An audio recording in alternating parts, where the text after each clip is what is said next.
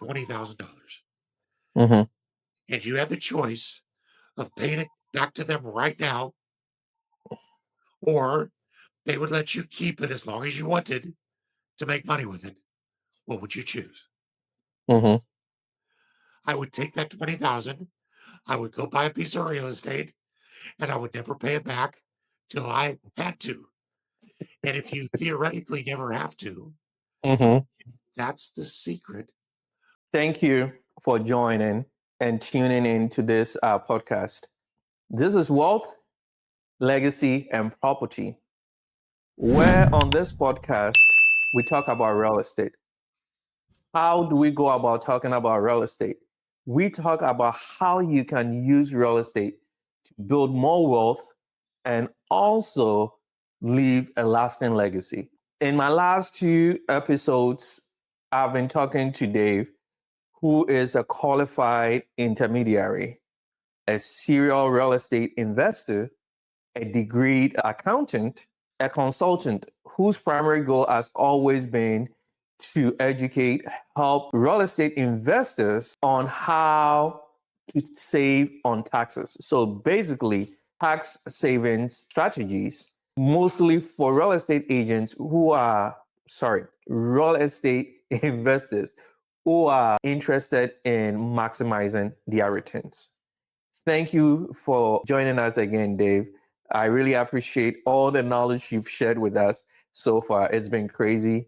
As I told you, my head is spinning with ideas and how I can even go about with my own investments. And obviously, for my clients too.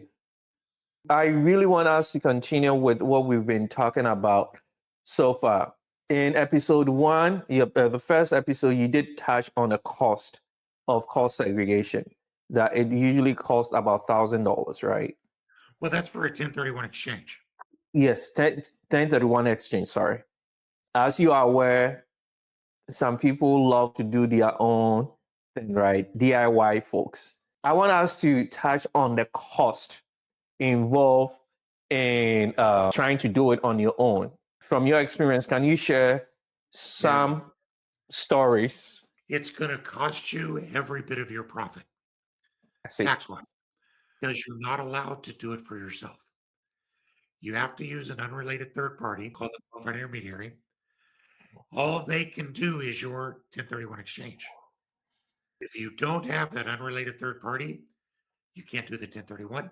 And if they're not involved prior to the closing of your sale, that's probably the saddest phone call. And I still get them every month. I see. Someone calls and says, Dave, I saw you on Patrick's show and I just sold my property last week and the Mm-hmm. money's at the title company. I want to do a 1031 exchange. Sorry.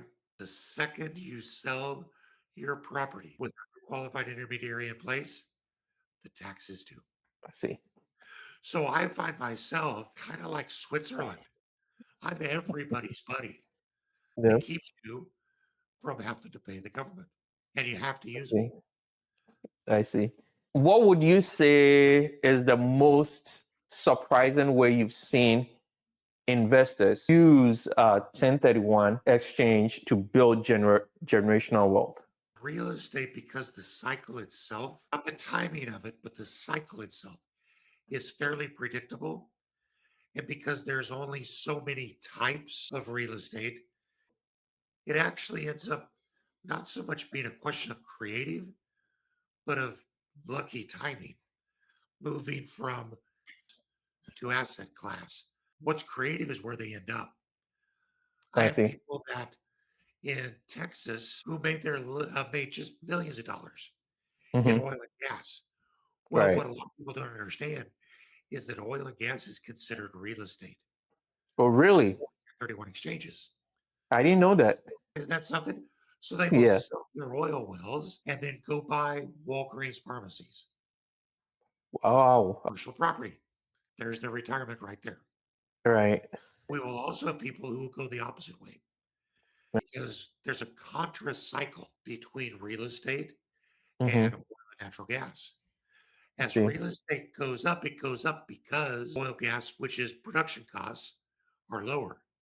Right. As those production costs go up, real estate starts to I stagnate see. down. So there are people who try to sell the real estate high while gas and oil are still low and go buy oil wells and then ride that wave up of contra investing. Real estate is not really all that sexy.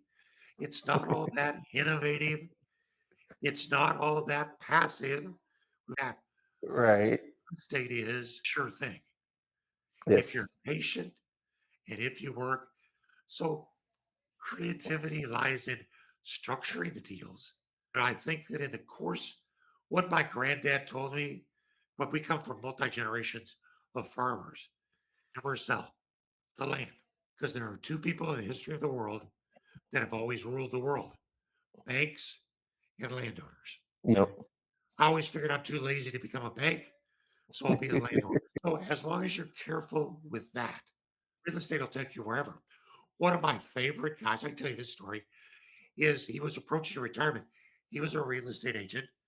As he got ready to retire, he sold some investment properties and 31 exchanged into three identical, almost side by side condos on the Okay. beach. Now, he rented the first one, all three of them. He rented the first one for a couple years and he Okay. retired. Now, when he retired, remember we talked in our very first session about the Right. private residence exemption. Right. So he and his wife got the first $500,000 of profit from that Mm-hmm. sale, tax free. Well, they went on a cruise, they bought new cars.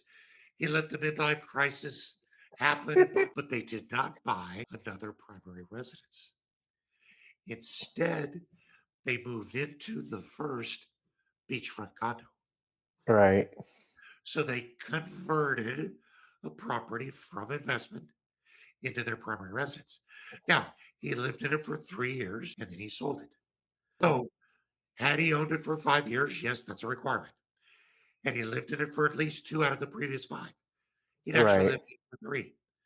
So, when he sold that, he got to take 60% of the profit tax free. And he paid the tax on 40% and he Mm-hmm. paid back depreciation. Well, Right.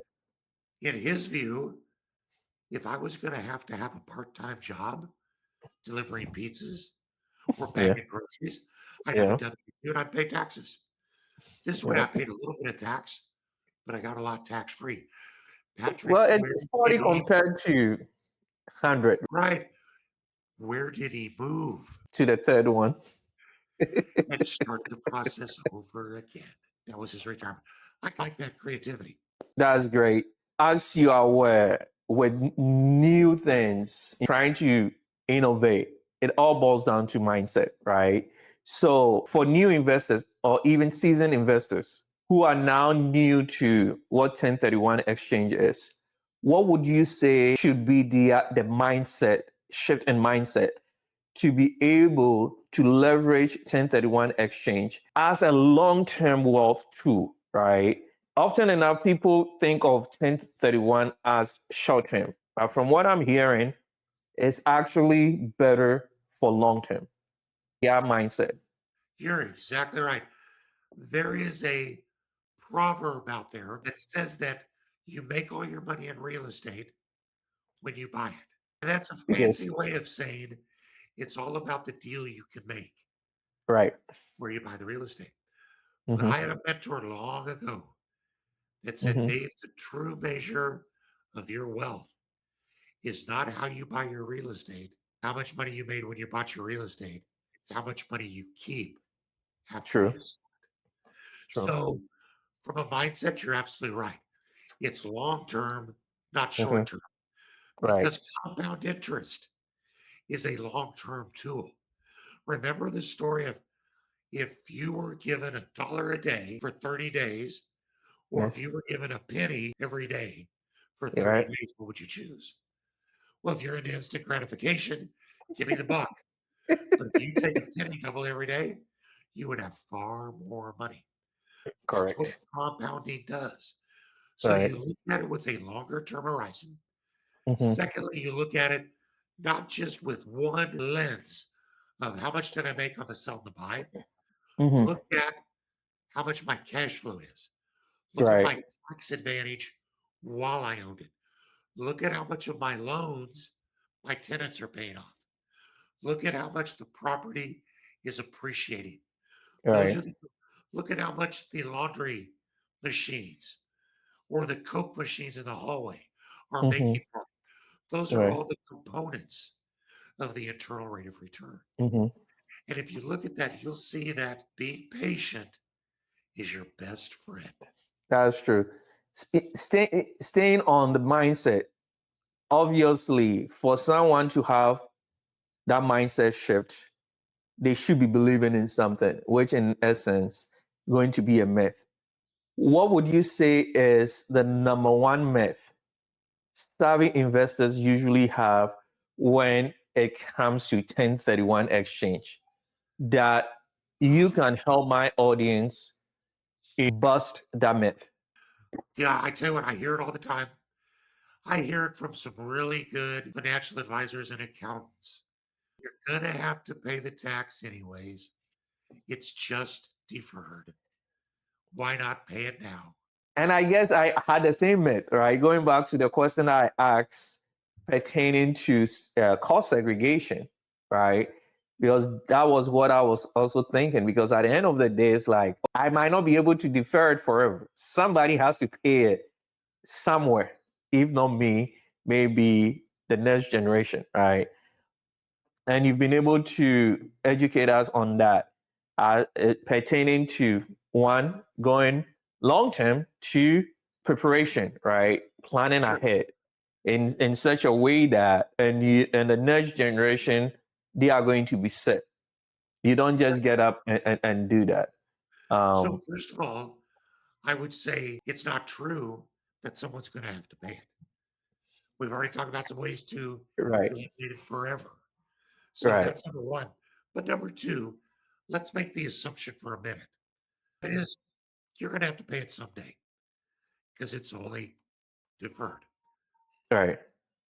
Would you rather, if you were allowed, someone gave you $20,000 and you had the choice of paying it back to them right now, or they would let you keep it as long as you wanted to make money with it, what would you choose? I would take that 20,000, I would go buy a piece of real estate, and I would never pay it back till I had to. And if you theoretically never have to, that's the secret of compounding interest. Whether it's 2 days or whether it's 30 years, the benefit is yours. And Right. I've got one family from Connecticut, they're third generation, not Nice. paying anything in capital gains tax. We were Nice. doing 1031 exchanges for the grandfather, died in the early 2000s. All of his properties that we had 1031 went to his son. Now Okay. remember, his son got a step up in basis. So there was no tax, the tax disappeared. So we did not see the son for a Hmm. while. He didn't need us. There was no Right. profit. But slowly over time, he was selling, buying. Now there Hmm. was some profit.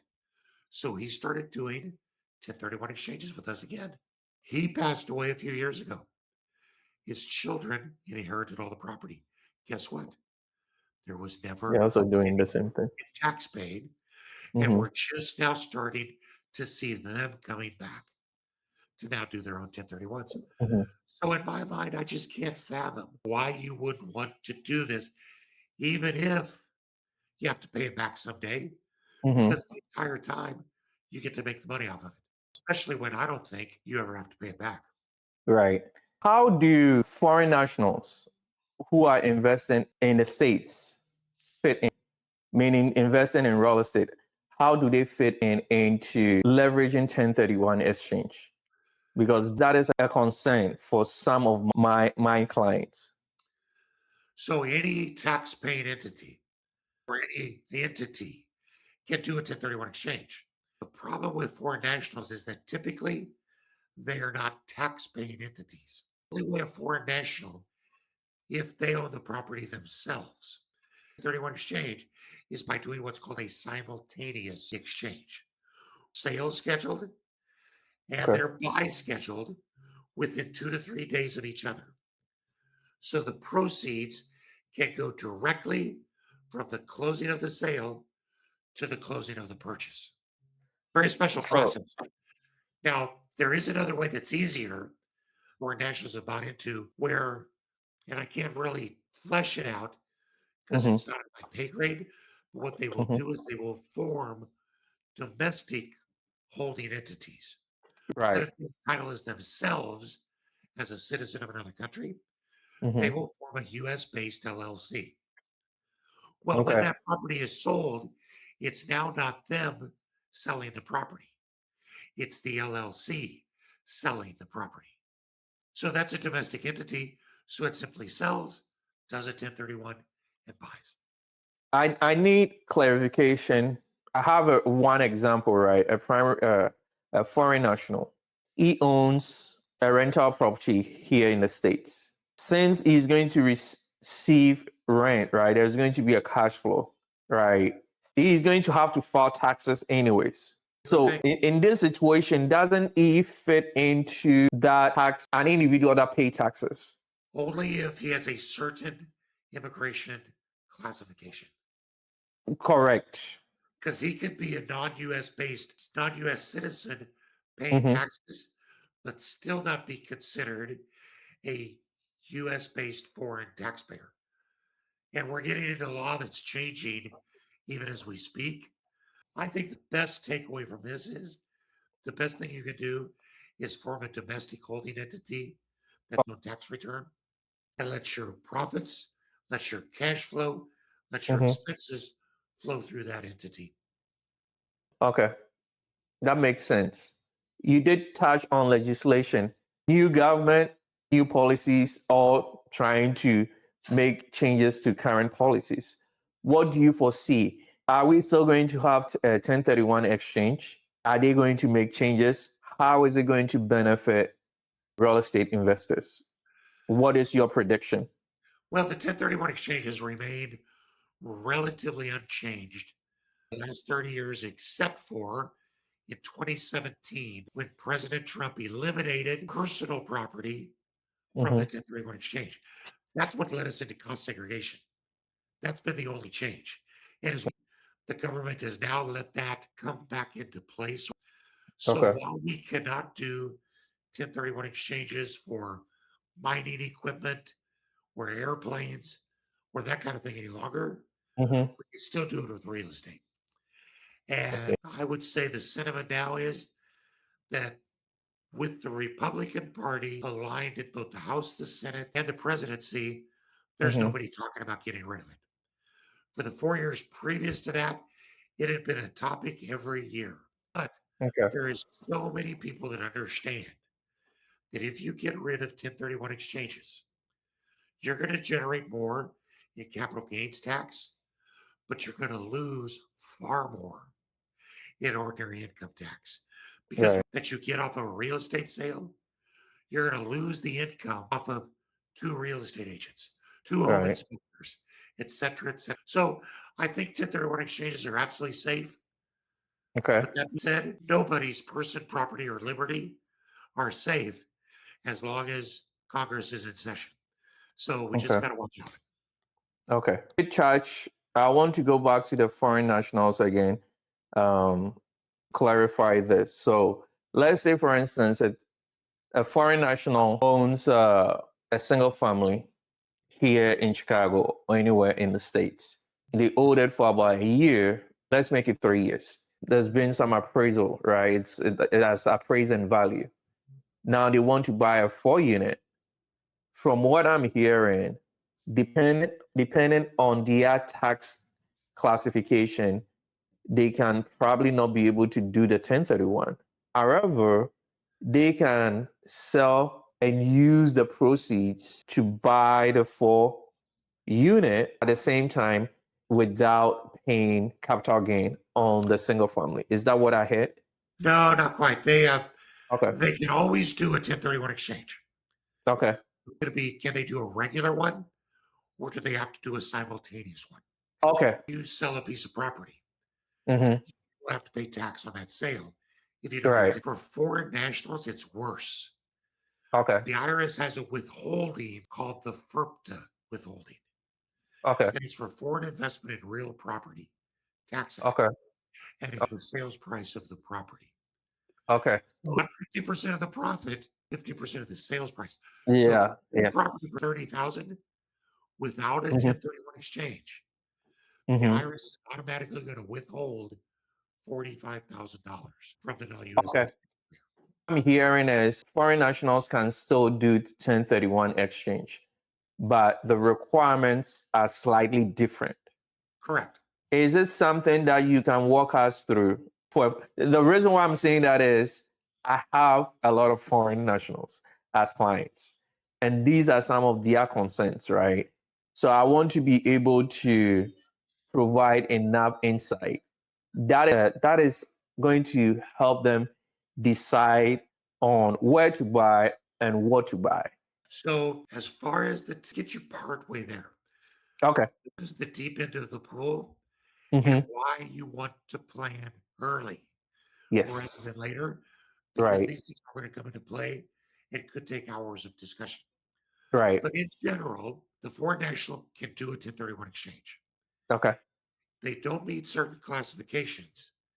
It has to be simultaneous, Okay. or sale and the purchase are scheduled at the same time. Okay. It's I guess that is the part that I need clarification on.